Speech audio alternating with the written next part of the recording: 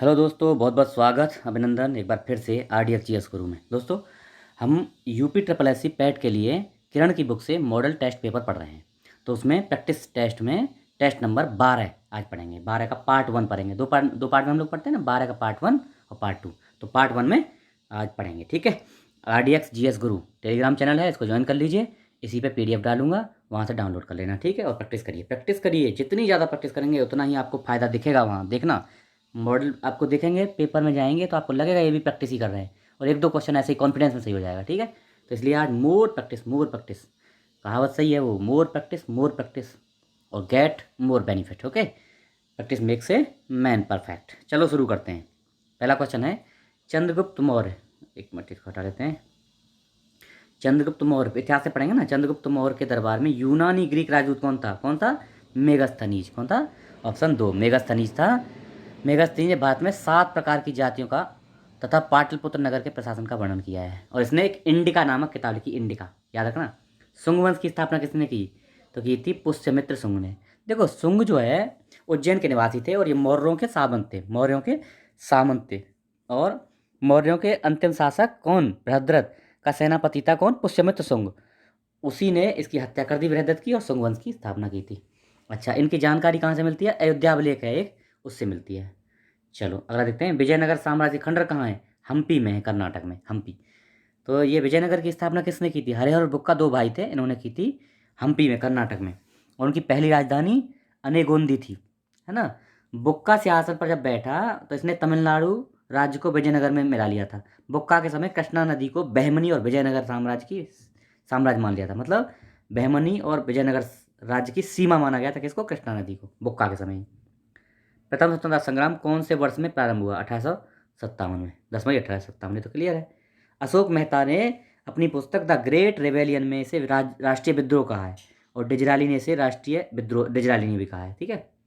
अगला, निम्नलिखित में से कौन 1857 के विद्रोह का नेता नहीं था? तो देखो कौन नहीं था। इसमें देखते हैं, बिरसा मुंडा, तात्या टोपे, नाना साहब और हजरत बेगम, ये तीनों थे। लेकिन ये बिरसा मुंडा नहीं थे, इसमें, ठीक है। इनसे पहले ही घटना है। तो चलो, भारतीय राष्ट्रीय आंदोलन पढ़ेंगे। चिटगांव शस्त्रागार पर धावा किसके नेतृत्व में बोला गया था? सूर्यसेन। इनको बोलते थे मास्टर दा। 18 अप्रैल 1930 को सशस्त्र विद्रोहियों द्वारा ब्रिटिश भारत के बंगाल प्रांत में चिटगांव पुलिस पर और सहायक सेना के शस्त्रागार पर हमला करके वहां से हथियार छीन लिए थे। किसने?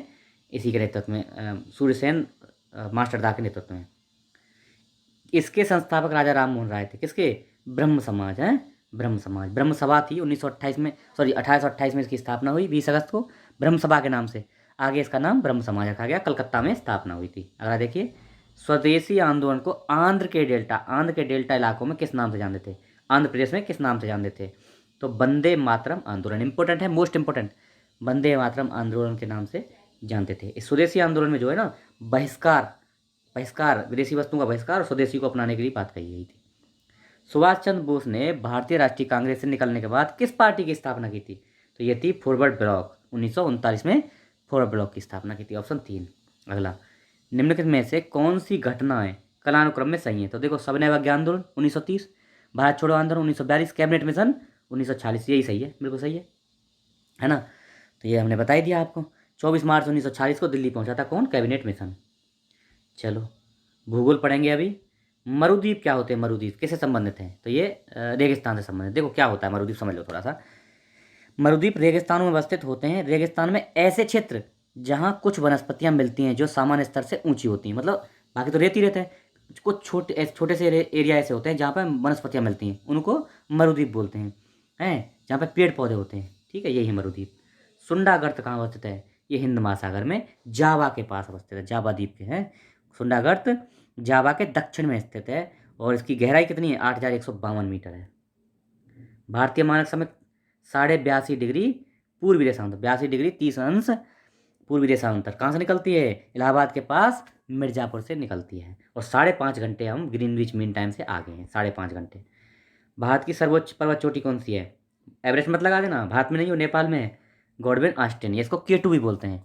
ये भारत की सबसे ऊंची चोटी है, यानी विश्व की दूसरे नंबर की ऊंची चोटी है, ठीक है, दूसरा नंबर आता है। किसे दक्षिण भारत का मैनचेस्टर कहते हैं? मैनचेस्टर में क्या होता है? सूती वस्त्र का काम बहुत ज़्यादा होता है, तो इसलिए किसको बोलते हैं? ये मदुरई को बोलते हैं। मदुरई वैगी नदी के किनारे है और तमिलनाडु में पड़ता है। इसको ही भारत दक्षिण भारत का मैनचेस्टर बोलते हैं। यहाँ कपड़े का उत्पादन बहुत ज़्यादा होता है। चलें, भारतीय अर्थव्यवस्था। माल्थस के जनसंख्या सिद्धांत के अनुसार जनसंख्या ज्यामितीय अनुपात में बढ़ती है और खाद्य आपूर्ति जो है गणितीय अनुपात में बढ़ती है। ये सही है। देखो, माल्थस ने बताया था 1798 में उनकी एक किताब आई थी, an essay on the principle of population. Malthus ने जनसंख्या के संसाधनों के मध्य कुछ संबंधों की जांच की और इसी को माल्थेसियन सिद्धांत बोलते हैं। माल्थेसियन सिद्धांत बोलते हैं। अच्छा, माल्थस ने जनसंख्या के बारे में बताया था कि घातांक जनसंख्या जो घातांकीय रूप से बढ़ती है, मतलब 1 की पावर 2, 2 की पावर 3 ऐसे करके, 2 की पावर 3 पावर 4 ऐसे करके घातांकीय रूप से बढ़ती है, ज्यामितीय रूप में बढ़ती है, अर्थात प्रत्येक चक्र के साथ 2 गुनी वृद्धि होती है। अच्छा, जबकि खाद्य उत्पादन में गणितीय दर से वृद्धि होती है, अर्थात समय के साथ प्रत्येक समान अंतराल में समान वृद्धि होती है। मतलब देखो, इस बार कितनी जनसंख्या 2, तो अगली बार हो जाएगी 4, फिर कितनी होगी? दूनी हो जाएगी 8, फिर 16, 32 ऐसे बढ़ेगी। ये होती है ज्यामितीय अनुपात। और गणितीय अनुपात हमारा 2, फिर 4, फिर 6, फिर 8 और फिर 16, 6, 8, 10, 12, 14 ऐसे करके 2 2 के सीरीज से बढ़ेगी। इसको बोलते हैं गणितीय अनुपात। ठीक है, समझ लेना। ऐसी अर्थव्यवस्था जिसमें अन्य देशों से और अन्य देशों को श्रम, माल या धन का प्रवाह न हो, क्या कहलाती है? ये बंद अर्थव्यवस्था को होती है। बंद अर्थव्यवस्था को आत्मनिर्भर अर्थव्यवस्था भी कहते हैं। क्यों? क्योंकि न किसी से कुछ लेना न किसी को देना, आत्मनिर्भर है वो। मेरा खाता भाग्य विधाता किस योजना से संबंधित है? प्रधानमंत्री क्या है? जनधन योजना। जनधन योजना से संबंधित है। ठीक है, खाते जो खोले गए थे वही है ये, मेरा खाता भाग्य विधाता। 2 करोड़ खातों की बात थी ना। निम्नलिखित में से कौन सा उद्योग कच्चे माल पर आश्रित है? कौन सा है? तो चीनी उद्योग या गन्ना पे कच्चे माल पर आश्रित है। सबसे बड़ा कच्चे माल पर आश्रित उद्योग है कपास मतलब ये सूती वस्त्र उद्योग। उसके बाद दूसरा उद्योग दूसरे नंबर पर आता है चीनी उद्योग। ठीक है, अगला, भारतीय रिजर्व बैंक के प्रथम भारतीय गवर्नर सीडी देशमुख थे। प्रथम भारतीय गवर्नर सीडी देशमुख थे। कब बने थे? 1943 में बने थे। 43 में प्रथम भारतीय गवर्नर बने थे। और आगे केंद्रीय मंत्रिमंडल में 1950 से 56 के पहला जो मंत्रिमंडल था ना, उसमें शामिल भी हुए थे। ठीक है, अगला देखते हैं। भारतीय संविधान और लोक प्रशासन पढ़ेंगे। किस संविधान संशोधन ने मूलभूत अधिकारों के ऊपर निर्देशक तत्वों को आधिपत्य दिया है? 42 पहले ही पढ़ लिया हमें इससे पहले। यह है 42वां संविधान संशोधन। इसमें समान न्याय और निःशुल्क विधिक सहायता, कर्मकार भी उद्योगों में प्रबंध में भाग ले सकते हैं, पर्यावरण की रक्षा एवं विकास, वन्य जीवों की सुरक्षा, इस सबको मान्यता दी गई है। ठीक है, 42वां संविधान संशोधन। लोकसभा और राज्यसभा की संयुक्त बैठक कब होती है? जब लोकसभा और राज्यसभा में मतभेद हो, एक बात पर सहमत न हो, तब होगी। और अध्यक्षता कौन करेगा? लोकसभा अध्यक्ष। अगला देखो, भारतीय संविधान का कौन सा अनुच्छेद संसद को नागरिकता का अधिकार विनियमित करने की शक्ति देता है? नागरिकता के अधिकार को विनियमित करने की शक्ति कौन? देखो, अनुच्छेद 5 से लेकर 11 तक क्या दिया है?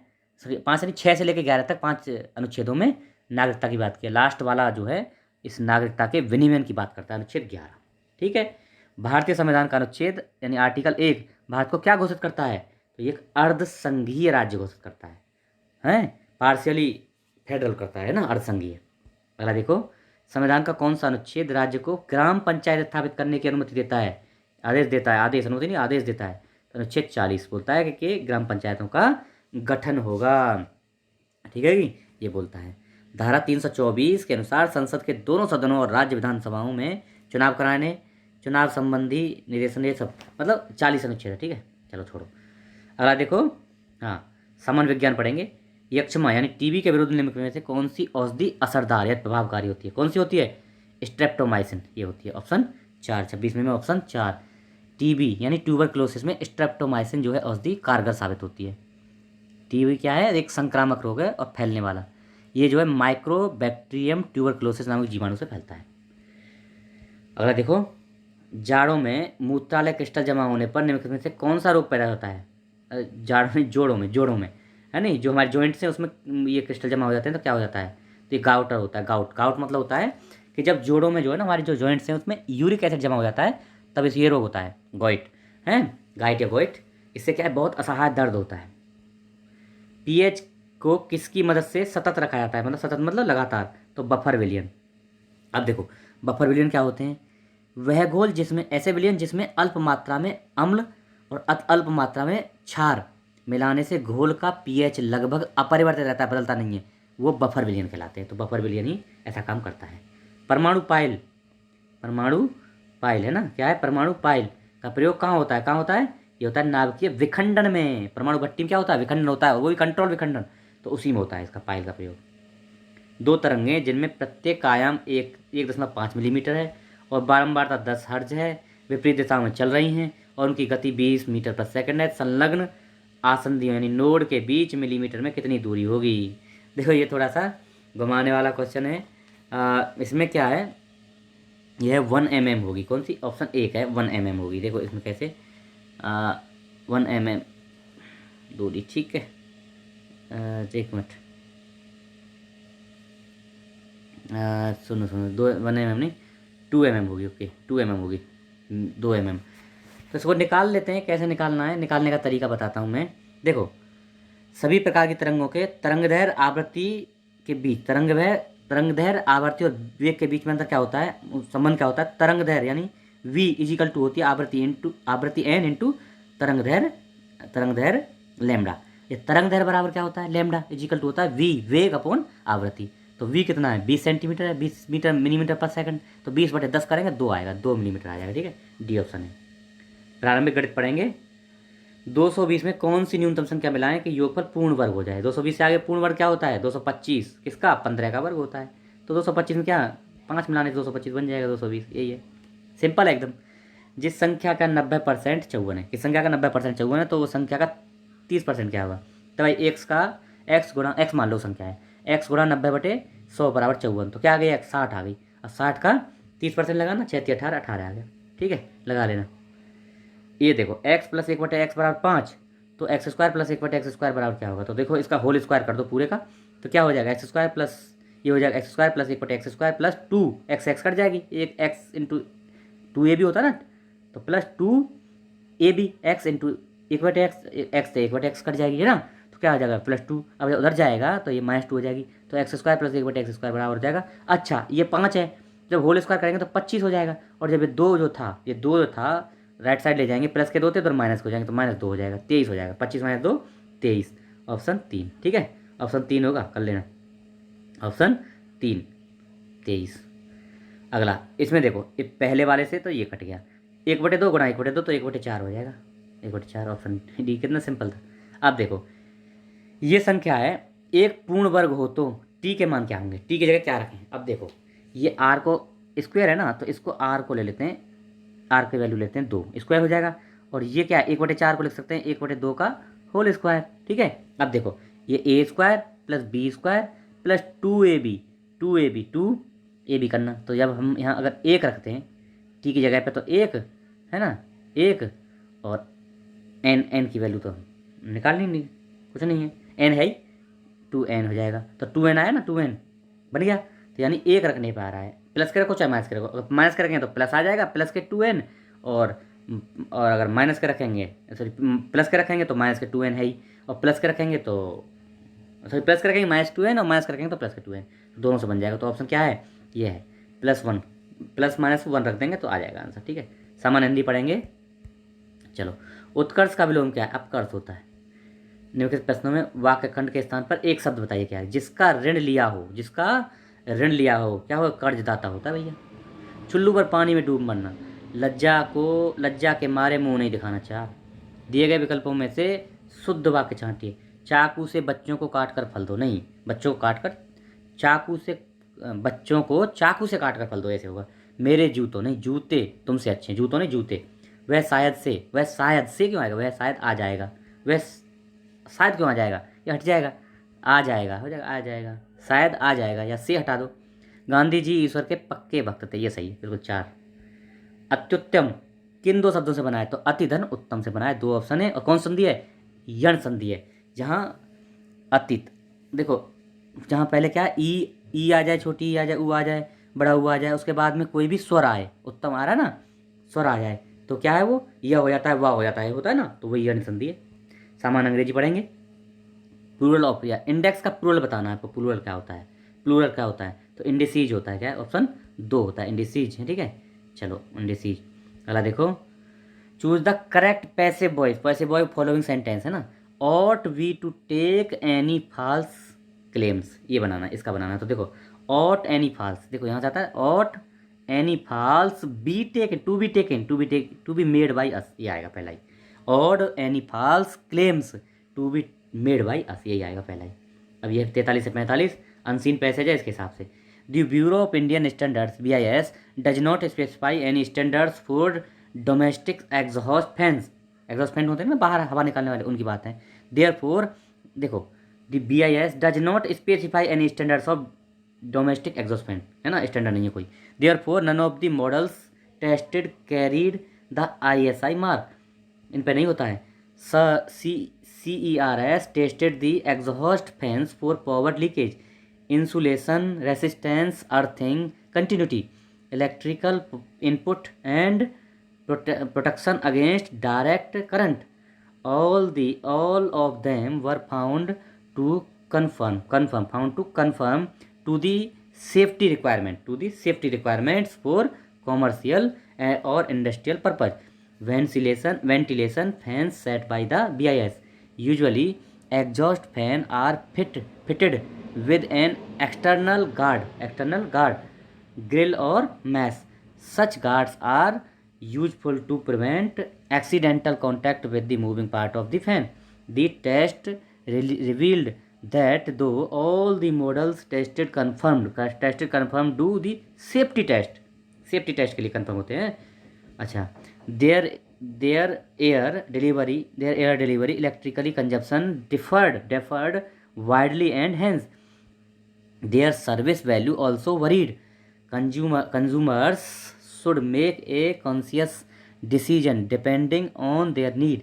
For small spaces, an exhaust fan with high service value would be best because such a fan will give you sufficient air delivery with low energy cost. But for bigger space, perhaps you would not like to compromise with their air delivery of the fan, even if it adds a little more to your energy bill. The installation of exhaust fan with high service value should किस लिए? Space oriented, bill oriented, delivery of air oriented, तो all of the above सब के लिए होती है। ठीक है, अगला देखो कन्फर्म मीन्स क्या होता है। कन्फर्म मीन्स क्या होता है देखो बताओ। एस्टेब्लिश द ट्रुथ है। दूसरा देखो to authenticate, comply with safety equipment, safety requirement, comply with safety requirement. Confirm का मतलब यही है, पढ़े थे ना हम लोग। 44 में 3 हो जाएगा। चलो अगला देखते हैं। None of the domestic exhaust fan carried the ISI mark because, क्यों नहीं, CIRS and not ISI tested them, दोनों टेस्ट नहीं करते हैं। यह क्या कारण? ISI has no standards for them, इनके लिए ISI के पास कोई स्टैंडर्ड नहीं है इसलिए। ठीक है, 45 में तो तर्क शक्ति और तर्क। 46 नंबर से शुरू करना। 46 में देखो बैंक मुद्रा उसी प्रकार समझ जैसे परिवहन से क्या संबंधित है। तो देखो मुद्रा का परिचालन होता है बैंक में, तो परिवहन का परिचालन माल सामान के लिए होता है, माल सामान माल ढुलाई के लिए परिवहन का होता है। 46 में हो जाएगा। एक इंपॉर्टेंट है, ध्यान रखना है, इंपॉर्टेंट। निम्नलिखित प्रश्नों में अक्षरों को एक विशिष्ट नियम के अनुसार छोड़ा गया है। इस नियम का पालन किस श्रृंखला में हो रहा है? देखो देख रहे हो BA है, उल्टा हो गया, नहीं एक से बढ़ रहा है। देखो इसमें देखना जरा, A के बाद BC, फिर DE FG, देखो BC हो गया, DEF हो गया, GHIJ हो गया, KLMNO हो गया, PQRSTU हो गया। देखो ये 1 + 2 + 3 + 4 + 5 + 6 ऐसे ऐसे करके बढ़ रही है श्रृंखला। तो 3 ऑप्शन सही है। और इसमें से यहाँ क्या आएगा? देखो देखना जरा, DEFGHIJ, तो क्या आ जाएगा? 2 पहले का लगा दो तो क्या आ जाएगा? A आ जाएगा, ABCD, तो A आएगा। ठीक है, पहले में A, उसके बाद देखो एक ही मारा, एक क्लियर हो जा रहा है। फिर देखना O के बाद अब रख के लिख दो, O PQRSTU VWX, देखो आ रहा सही है। फिर B के बाद BCDEFGHIJ, ये भी सही है। NOPQRSTUV, बिल्कुल सही है, यही सही है। ठीक है, अगला देखो सुरेश की बहन राम की पत्नी है। अब देखो इसको लगाना पड़ेगा। सुरेश की बहन अपने पर रख लेना है। सुरेश की बहन राम की पत्नी है, राम रानी का भाई है, राम रानी का भाई है। राम के पिता मधुर हैं, शीतल राम की दादी है, रीमा शीतल की पुत्रवधू है। तो रीमा क्या हो गई? रीमा हो गई राम की वाइफ। और रोहित रानी के भाई का पुत्र है, रानी के भाई का पुत्र है रोहित। तो रोहित सुरेश का क्या लगता है? सुरेश का भांजा लगता है। ठीक है, ये देख लेना, रख के लिख लेना, अपने पर सेट करके देखना है ना, भांजा। यदि माइनस का अर्थ भाग, प्लस का अर्थ घटाना और माइनस का अर्थ भाग का अर्थ गुणा और गुणा का अर्थ जोड़ना हो तो निम्न में कौन सा सही है? इसको रख लेना, ऐसा कौन सा सही आएगा इसमें। इसको देखो सभी में रखना, ऐसे में क्या है, इसमें पहले में रख के देखना है, फिर दूसरे में रख के देखना है, तीसरे में रख के देखना है, यही होता है इसका तरीका। इसमें दूसरे में रख के देखोगे ना तो ये देखो ये क्या आ जाएगा, 70 आएगा, भागे 2 आएगा, -4 आ जाएगा, उसके बाद में प्लस -4 आ जाएगा, गुणा 5 आ जाएगा, प्लस 6 आ जाएगा, बराबर 21 आएगा। अब देखो रख के देख लो, 70 में 2 के बाद देंगे तो 35 आया, 35 में से 4 घटाएंगे तो कितना आया, 31 आया, और 35 में से 5 और 20 गुणा हो गया ना, 20 घटाएंगे तो कितना है, 15 आया, 15 में 6 जोड़ेंगे तो 21 आया, 21 बराबर 21 हो जाएगा। ठीक है, चलो करंट अफेयर्स पढ़ लेते हैं। करंट अफेयर्स में क्या क्या है, किस राज्य सरकार ने नंद बाबा दुग्ध मिशन योजना, तो उत्तर प्रदेश ने शुरू की है, ठीक है, 1000 करोड़ की लागत से। किस राज्य सरकार ने मुख्यमंत्री सीखो और कमाओ मध्य प्रदेश ने की है, सीखो और कमाओ मध्य प्रदेश ने, क्या स्किल बढ़ाने के लिए लोगों के लिए। अगला, Swiss air quality technology company IQAR द्वारा जारी 2022 आंकड़ों के लिए दुनिया का सर्वाधिक प्रदूषित शहर कौन सा है, तो ये लाहौर है। लाहौर दुनिया का सबसे प्रदूषित शहर है एक IQAR के अनुसार, और इंडिया का सबसे ज़्यादा भिवानी सबसे प्रदूषित शहर। किस देश ने नाटो के सबसे बड़े हवाई तैनात अभ्यास एयर डिफेंडर 2030 की मेजबानी की है, तो क्या की है, जर्मनी ने। ऑप्शन 1 54 में 1 है, जर्मनी ने की है ना। नाटो के इतिहास में सबसे बड़े हवाई तैनाती अभ्यास की मेजबानी जर्मनी है। किस बैंक द्वारा बंगलुरु में प्रोजेक्ट कुबेर, तो अपने ग्राहकों के लिए स्टेट बैंक ऑफ इंडिया ने प्रोजेक्ट कुबेर लॉन्च किया है ना। अगला देखो, यूनिवर्सल पोस्टल UPI का दक्षिण एशिया का क्षेत्रीय कार्यालय कहाँ खोला गया है, तो ये नई दिल्ली में खोला गया है, अपने यहाँ दक्षिण एशिया कार्यालय UPI का नई दिल्ली में। राष्ट्रपति द्रौपदी मुर्मू को किस देश के सर्वोच्च नागरिक सम्मान से सम्मानित किया गया है, तो किसका दिया गया है, ये सूरीनाम का। देखो इंपॉर्टेंट है, 57वां क्वेश्चन। सूरीनाम का सर्वोच्च नागरिक सम्मान क्या नाम है उसका, grand order of the chain of yellow star, ये दिया गया है, और ऐसा प्राप्त करने वाली भारत की पहली महिला बन गई हैं, ठीक है, द्रौपदी मुर्मू। सूरीनाम दक्षिण अमेरिका के उत्तरी तट पर स्थित एक देश है। यह दक्षिण अमेरिका का सबसे छोटे देशों में से एक है, बहुत छोटा देश है। पूर्व में डच गुयाना के रूप में इसको जाना जाता था। सूरीनाम नीदरलैंड का एक वृक्षारोपण उपनिवेश था, जिसे 25 नवंबर 1975 को आज़ादी मिली। 25 नवंबर 1975 में सूरीनाम आज़ाद हुआ, किससे, नीदरलैंड से। भारत किस देश को हराकर काठमांडू में आयोजित NSC कावा महिला वॉलीबॉल चैंपियनशिप का खिताब जीत लिया है, मतलब किसको हरा के हम लोग जीते हैं, किसको हरा के जीते हैं, तो यह है कजाकिस्तान को हराया है, कजाकिस्तान को हरा के। ठीक है जी। अगला देखो, किस भारतीय मूल की वैज्ञानिक को डच विज्ञान में सर्वोच्च सम्मान क्या नाम है, स्पिनोजा पुरस्कार दिया गया है। किसको दिया गया है, स्पिनोजा पुरस्कार जोएता गुप्ता को। किसको दिया गया है, इंपॉर्टेंट है, मोस्ट इंपॉर्टेंट, ये जोएता गुप्ता को दिया गया है। ठीक है, न्यूयॉर्क और टिकाऊ दुनिया पर केंद्रित उनके वैज्ञानिक कार्य के लिए डच विज्ञान के सर्वोच्च सम्मान स्पिनोजा पुरस्कार से सम्मानित किया गया। किसको, जोएता गुप्ता को, भारतीय मूल की प्रोफेसर हैं। किस देश को हराकर भारत ने हॉकी पुरुष जूनियर एशिया कप 2023 का खिताब जीत लिया है। तो किसको हराया है, हमने हराया है ये ओमान को, ये वेरी गुड, ओमान को हराया है। नहीं, ओमान में तो आयत हुई, ओमान में आयत हुई, पाकिस्तान को हराया, पाकिस्तान को। ओमान में सलालाह में आयत हुई है, और फाइनल में पाकिस्तान को 2-1 से हराकर हमने ये खिताब जीता है। अगला सामान्य जागरूकता पढ़ेंगे जी भैया। देखो, मैं उत्तर पूर्व भारत का पहला ग्रीनफील्ड हवाई अड्डा स्थापित हो रहा है, कहाँ पे, तो ये हो रहा है पाकयोंग में। पाकयोंग कहाँ पे है, ये पाकयोंग हो रहा है, कहाँ पे, पाकयोंग सिक्किम में है। 61 में 2 है पाकयोंग हवाई अड्डा। भारत में 100वां हवाई अड्डा होगा, कौन सा, 100वां हवाई अड्डा होगा, और उत्तर पूर्व क्षेत्र में पहला ग्रीनफील्ड हवाई अड्डा होगा। भारत चीन सीमा से केवल 60 किलोमीटर दूर है ये पाकयोंग, है ना, सिक्किम में है। तो सिक्किम में इससे पहले कोई हवाई अड्डा नहीं था, ये पहला बन रहा है। सिक्किम, कई तथ्य हैं, सिक्किम का पहला, दूसरा उत्तर नॉर्थ ईस्ट का पहला ग्रीनफील्ड, और 100वां हवाई अड्डा, ये चीज़ें। निम्नलिखित में से कौन सा नृत्य कर्नाटक से संबंधित है, कर्नाटक से, बैलाटा। कौन संबंधित है, 62 में 4। बैलाटा एक लोक और पारंपरिक नृत्य है जो कर्नाटक में गाया जाता है। देखो, इस नृत्य में मूल रूप से 5 प्रकार होते हैं, जिन्हें आमतौर पर क्या क्या नाम दिया है, सन्नत, परिजात, दोदतस, यक्षगान और दशरता, ये 5 होते हैं बैलाटा में। मध्य प्रदेश के खजुराहो में स्थित ऐतिहासिक स्मारक किस वंश, ऐतिहासिक जो स्मारक है ना, मंदिर जो है, किस वंश ने स्थापित किए थे, तो ये चंदेलों ने। खजुराहो मंदिर चंदेलों ने है, ये तो इंपॉर्टेंट है, पहले बताए हम। भारत की पहली महिला पर्वतारोही जिसने कांगसुंग की ओर से कांगसुंग की साइड से एवरेस्ट पर चढ़ाई की है, बहुत इंपॉर्टेंट है संतोष यादव। संतोष यादव एवरेस्ट पर 2 बार चढ़ाई करने वाली पहली, विश्व की पहली महिला हैं, और कांगसू की ओर से एवरेस्ट पर चढ़ाई करने वाली भी पहली महिला है। ऑप्शन 2। भारत सरकार का विज्ञान और प्रौद्योगिकी मंत्रालय के अंतर्गत एक स्वायत्त संस्थान कौन सा है? तो यह है विज्ञान प्रसार। ऑप्शन 3, 65 में ऑप्शन 3 हो जाएगा। चलो अगला देखो। स्वदेश दर्शन योजना का उद्देश्य भारत के पर्यटन को बढ़ावा देना है। निम्नलिखित में से कौन उन 13 स्थलों में शामिल नहीं है जिसे पर्यटन मंत्रालय ने निश्चित किया? स्वदेश दर्शन के तहत 13 स्थान शामिल किए हैं, उनमें कौन सा नहीं है? तो आदिवासी सर्किट, रामायण सर्किट, मरुस्थल सर्किट और महाभारत सर्किट नहीं है। देखो 13 कौन कौन से देख लो अब एक बार, है ना।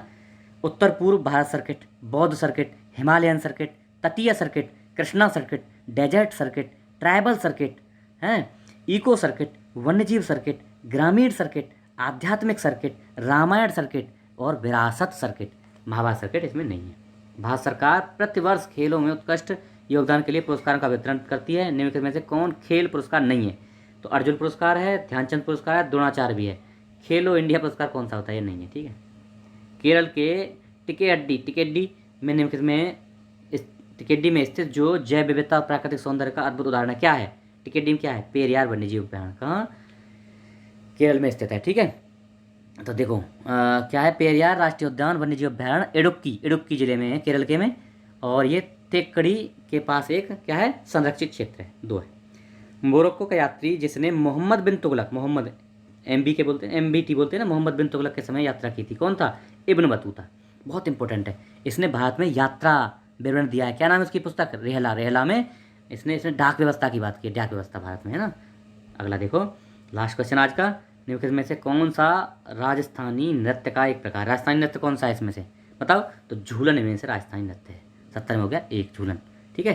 तो आज हमारा लेक्चर यहीं रोकेंगे। आशा है आपको पसंद आएगा। अगर नए हैं चैनल पे तो इसको सब्सक्राइब कर लीजिए, लोगों को बताइए, शेयर करिए और प्रैक्टिस करिए। जितनी ज़्यादा प्रैक्टिस करेंगे उतना ही बढ़िया आपको परफॉर्मेंस दिखेगी पेपर में। आपको पेपर का लोड नहीं आएगा। टाइम से उसको अटैम्प्ट करने की आदत डालिए। इसको 2 घंटे में प्रॉपर अटैम्प्ट करिए। 2-3 बार, जितनी भी बार घूम सकें घूमिए और अपने टाइम को मैनेज करना सीखिए, ठीक है। ये वही समय है, पढ़ना कम है, प्रैक्टिस ज़्यादा करनी है, ठीक है।